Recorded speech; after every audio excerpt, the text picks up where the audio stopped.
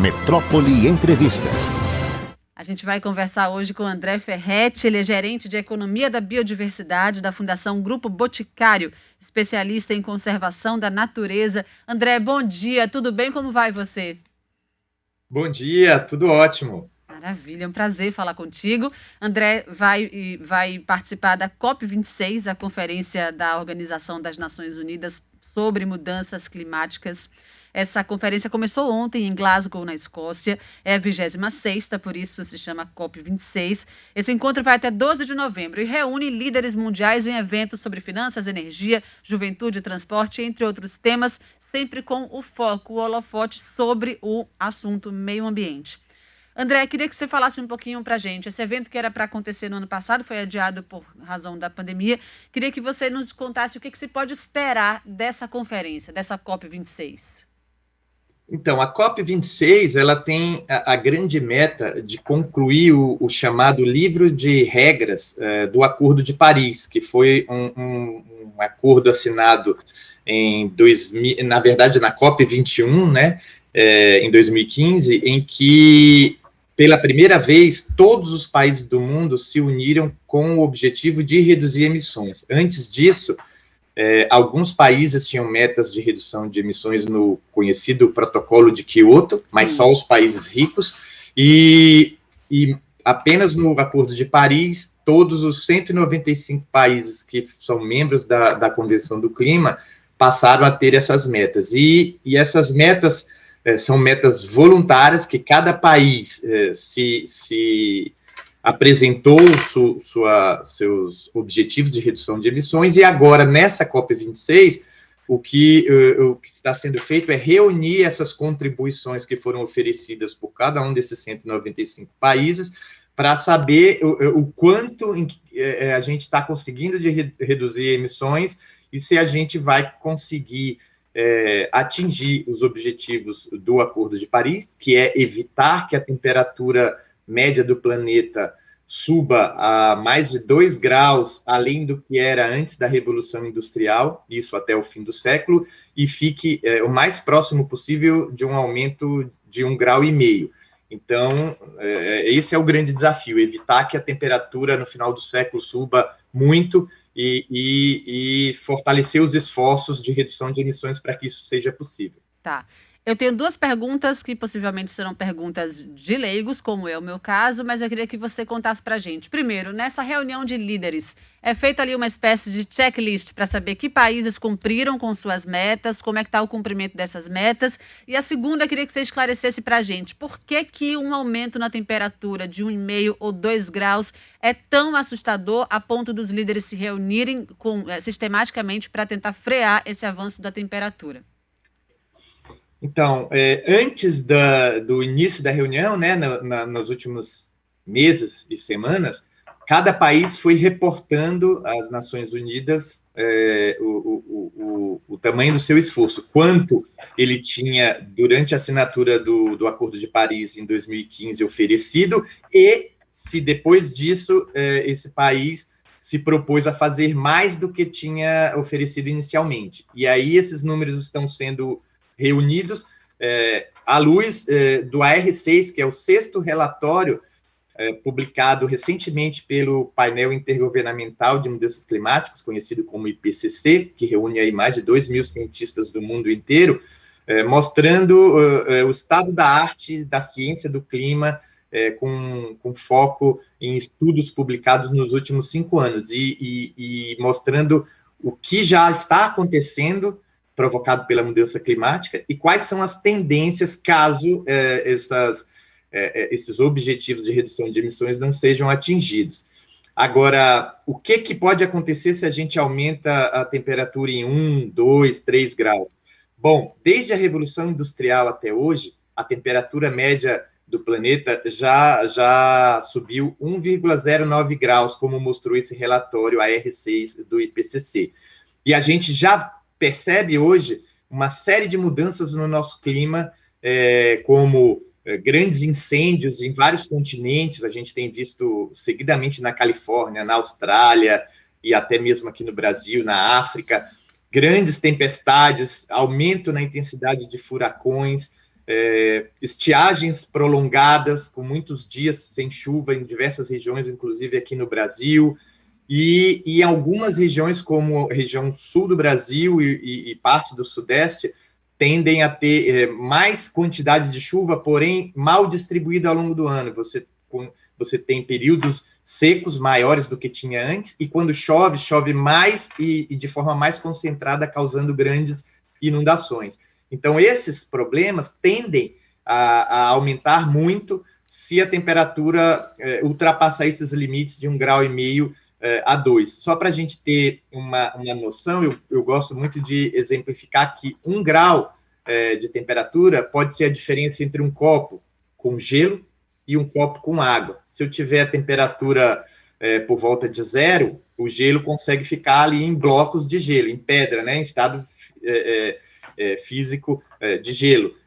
Se a gente aumentar um pouquinho essa temperatura, 1 grauzinho só, esse gelo derrete e vira água. Então, se a gente pensar em grandes regiões congeladas aí do nosso planeta, principalmente nos polos, mas também nas áreas mais montanhosas, em diversas partes do planeta, muito desse gelo está derretendo, e o que isso pode causar? Pode causar a elevação dos oceanos, que é uma coisa que a gente já vem discutindo há muito tempo, lembrando que a elevação do nível dos oceanos não é causada só pelo derretimento, mas principalmente pela expansão térmica da água, porque o planeta esquentando, aquele mesmo volume de água que existe nos oceanos ocupa um espaço maior, ele se expande, e se expandindo ele alaga diversas áreas, e essa água do degelo, ela tradicionalmente, né, historicamente, abastece uma série de cidades próximas a essas áreas de gelo, principalmente em regiões montanhosas nos Andes, no Himalaia, e se esse gelo derreter todo de uma vez, muitas dessas cidades ao redor vão ficar sem sua fonte principal de água, o que é um sério problema. Mas outro fator importante é que nós estamos falando em temperatura média. Quando o planeta aumenta, em média, 1 grau, a gente pode ter alguns pontos do planeta que estão aumentando 5 graus. E lembrando que nos continentes a temperatura aumenta mais do que no mar. A superfície do mar tende a elevar um pouco menos a temperatura. E a maior parte da massa do nosso planeta é água. Então, se a gente tiver 1 grau a mais na temperatura, significa que vão ter pontos muito mais quentes, e nos continentes nós teremos temperaturas muito mais elevadas. Isso pode gerar, por exemplo, muitos dias com temperaturas acima de 40 graus em regiões como o Nordeste, como a Amazônia, o que pode causar um impacto muito grande em toda a vida, seja nas espécies de plantas e animais que ocorrem nessa região, seja na nossa agropecuária, que pode sofrer muito com o impacto, e isso vai afetando toda a nossa economia e nossa sociedade. Perfeito. A gente está conversando com o André Ferretti, ele é gerente de economia da biodiversidade da Fundação Grupo Boticário, é especialista em conservação da natureza, e amanhã parte para a Escócia para participar da COP26, que eu estou vendo aqui que a cúpula de líderes está sendo aberta nesse momento lá na Escócia. André, como é que está a adesão das maiores economias globais a esses objetivos que serão colocados em pauta na COP26, né? As maiores economias e também maiores produtoras de gases de efeito estufa, enfim, desmatamento. Fala um pouquinho para a gente sobre como é que esses países, esses líderes mundiais enxergam a importância dessa pauta. A gente tem um movimento forte dos europeus e da União Europeia como um todo, buscando reduzir essas emissões de gases de efeito estufa. Os Estados Unidos tinham uma postura menos engajada nessa discussão no último governo Trump, e agora com a eleição do Joe Biden, os Estados Unidos voltou à discussão. O Trump, no finalzinho do seu governo, tinha inclusive retirado os Estados Unidos de dentro do Acordo de Paris, mas agora com o Biden voltou, então essa vai ser a primeira COP desse novo governo americano, então há uma expectativa muito grande do que eles vão estar levando lá para a COP, e não apenas do que eles vão realizar dentro do território deles, junto às empresas deles, mas também como os Estados Unidos poderá ajudar as economias mais pobres, que precisam de mais ajuda, a se desenvolverem de uma forma menos intensiva em gases de efeito estufa.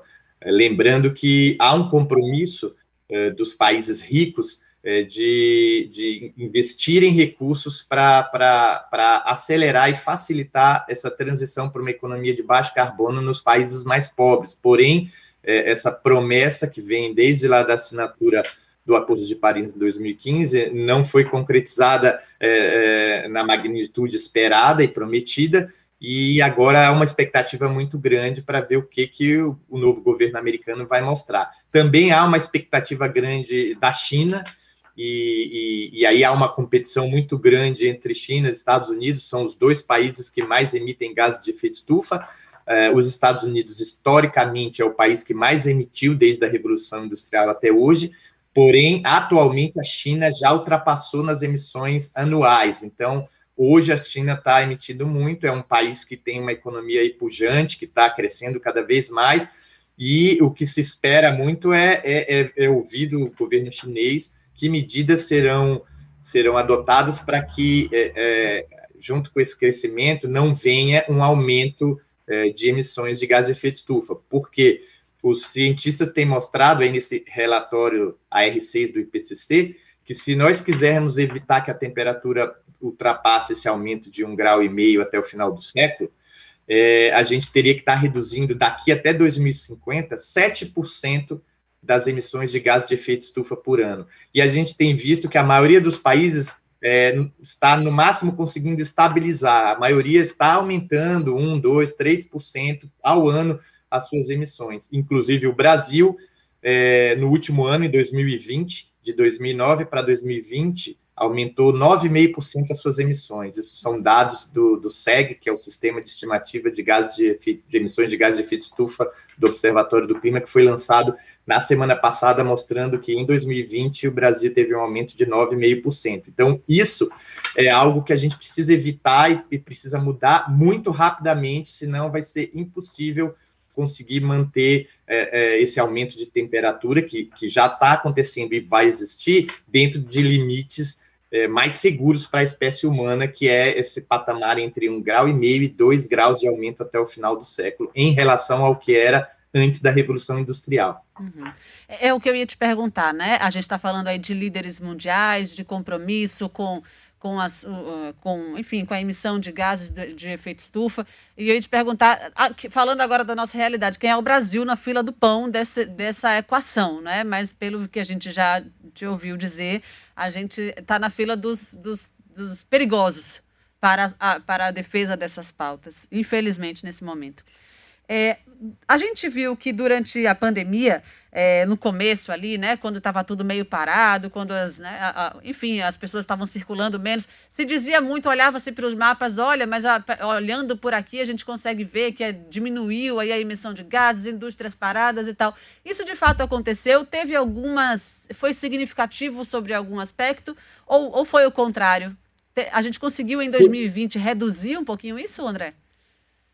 Em alguns setores, houve uma pequena redução. Por exemplo, houve um menor fluxo de veículos em algumas regiões, de aviões, de navios, por conta do problema da pandemia. Porém, infelizmente, mesmo com toda essa retração econômica, com todos os lockdowns que existiram mundo afora, a gente viu que as emissões aumentaram, e aumentaram por outros fatores, né? Por exemplo, no Brasil, a gente teve um grande aumento de desmatamentos e queimadas, o que é uma coisa muito triste por dois motivos. Um é que aumentou as nossas emissões, outro que é um patrimônio natural que a gente está perdendo, que seria justamente o nosso diferencial nessa economia de baixo carbono.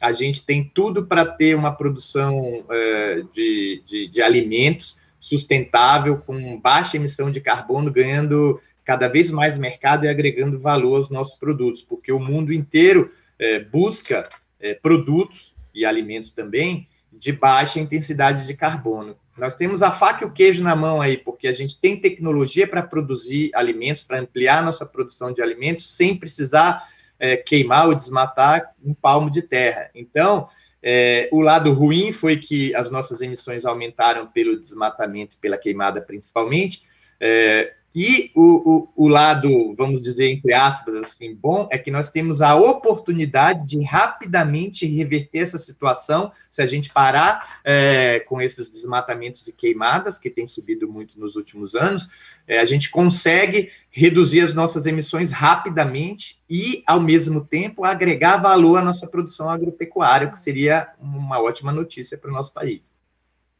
Perfeito.